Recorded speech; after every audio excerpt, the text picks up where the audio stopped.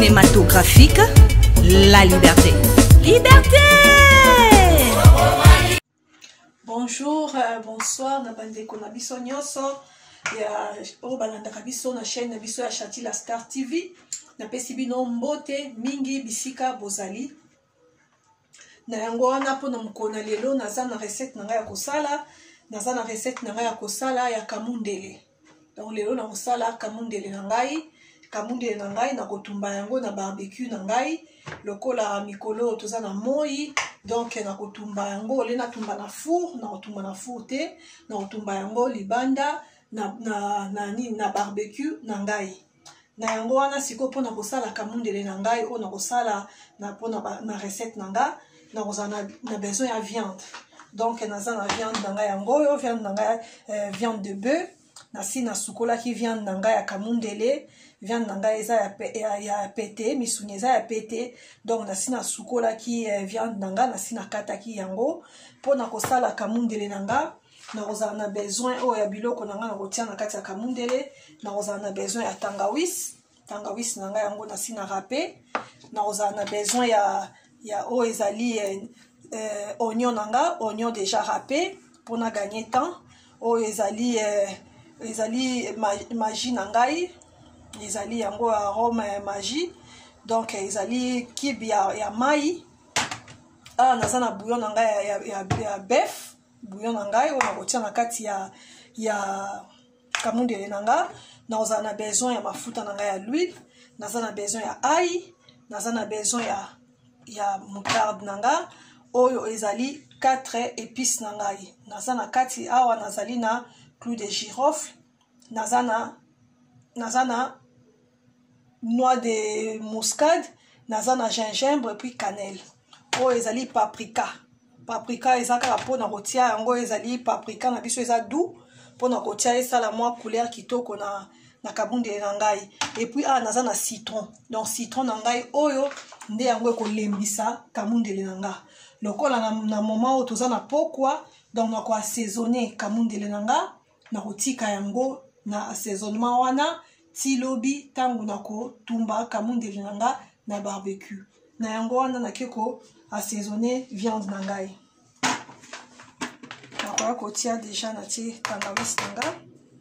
Na ti tangawis. Na ko kotia oignon na nga râpé, oignon râpé. Na koya kotia kibe na ngai,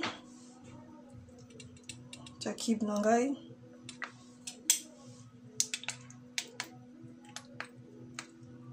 Kibe o pe elembisaka viande kitoko. Na yango wana na koya kotia bouillon na ngai de bœuf na ngombe,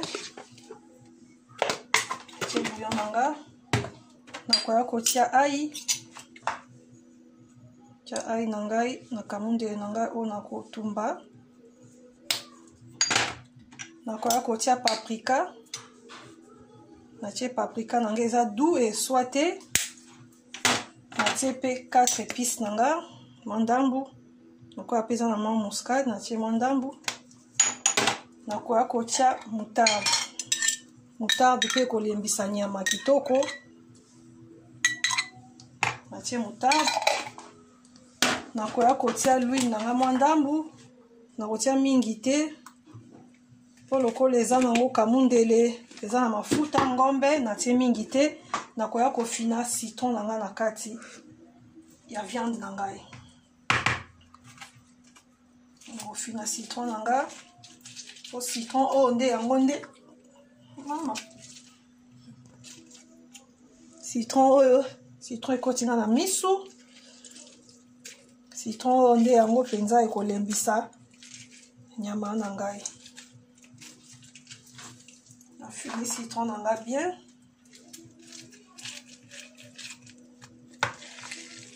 Na fini yango na kozwa pe citron oyo etikalaki.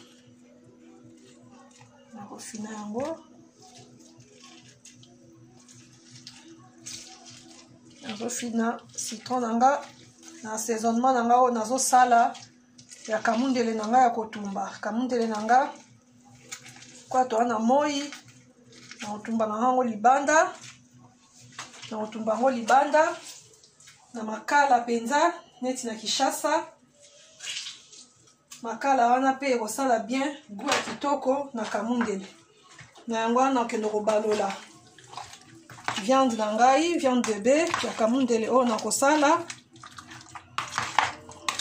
Nabaloli yango ba épices nyonso oyo natie.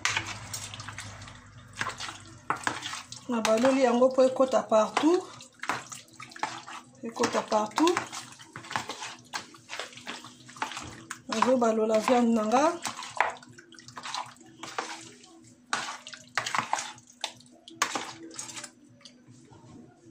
Nazobalola viande na ngai mpona kosala ya kamundele. Nazobalola yango na ba épices nyonso natiaki. Donc il faut kobalola kitoko po viande nyonso place nyonso ezwa épices po elemba kitoko. Pourquoi viande ezala ya mobesu, donc il faut ebalolama kitoko. Na yango wana sikoyo nakozala pe na besoin ya pic de brochette na ngai boye. Mbandi ya kamundele. Yango yo donc mbandi ya kamundele boye. Yango siko nakoya kotia kamundele na nga na kotumba ngo mbala moko te. Na kotia yango na mbandi. Na kotika yango epema ekota mungwa kitoko. Simande na okende kotumba kamundele na ngai po ekota mungwa na opesa ngo penza temps. Ata 4 heures du temps, 5 heures du temps, 6 heures du temps po eza ngo pe pressé te biloko olia pe siko te. Donc ezwa temps nango ti elemba po il faut elemba vraiment. Donc na yango wana nazotia kamundele na nga na mbandi. Kamundele na nga na mbandi. Donc yango nazokotia mpona kotumba kamundele na nga. Ba barbecue pe ezala mwa bien na baite boye. Kosala barbecue na libota na famille. Yango nazwaki likanisi oyo to profite pe na barbecue tosala barbecue libanda. Yango wana bao pe bakoki kosala kamundele baza na barbecue te. Bokoki pe kosala yango na four ou na barbecue oyo ezalaka ya ndaku ya courant. Ezala pe kitoko kosala. Donc yango wana nazotia kamundele na nga na mbandi. Nazotia kamundele na ngai. Natikela yango temps mpona elemba kitoko. Nde nakoya kotumba kamundele. Mungwa pe ekoki kitoko. Natie bouillon na ngai natiaki ya magie. Arôme ya magie wana ekoki na bouillon na ngai ya bœuf. Donc ekoki kitoko na kati ya viande na ngai ya kamundele oyo nakotumba na makala na ngai libanda. Kamundele na ngai natikaki natikaki yango na ba épices, nalaisaki yango na butu kande nalobaki na video na nga na ebandeli ya video mpona brochette na nga oyo naosala lelo libanda na barbecue. Donc natiaki ba épices na ngai nyonso oyo esengelaki na kamundele na modele na ngai ndenge nasalelaka kamundele na nga. Donc natikaki yango lokola nasalaki na baassaisonnement yango ezalaki na butu. Donc natikaki yango elala nango na ba épices wana elembisa kamundele kitoko. Donc yango wana sikoyo lelo nazwi napelisi moto na ngai ndenge bozomona boye na video mpona kotumba kamundele na nga. Donc natie barbecue na ngai yango natie kamundele na nga nasi na bandaki kotia yango deja mpona koganye temps. Natiaki yango deja na moto nazotia kamundele na nga nazotika yango ebela ezobela kitoko deja na par rapport ya ba épices nyonso ndenge natiaki na ba vinaigre na ngai nyonso moutarde nyonso natiaki. Kamundele ezolakisa deja keza pete. Donc eza déjà pété banda natiaki yango lobi na butu loko elalaki na ba épices. Donc kamundele na nga elembi. Donc na yango wana kamundele na nga nazotia yango na moto yango nazotumba kamundele na obalola kamundele na ngai po ezika te. Bandeko bayebi kosala kamundele bayebi me bao pe bayebi te po bakolinga kosala kamundele na bango boye ou bokoki kosala yango pe na barbecue na bino ya courant na ndaku.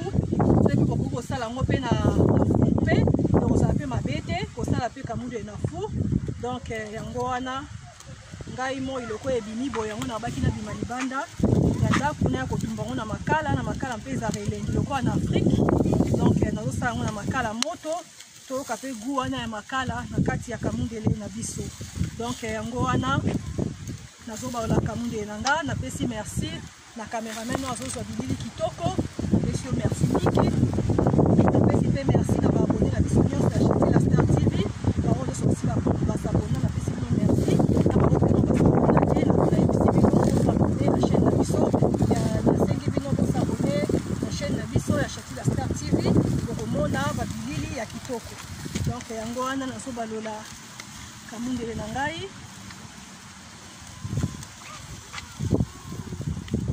balola kamundele na ngai po ezika te kamundele na ngai ezobela kitoko donc kamundele deja nakomona boye nanu kuta ebeli te misuni ezomona deja eza pete mpenza ya pete donc yango wana kobalola kaka mama kobalola po ezika te kokausa mpe makasi te ezala mwa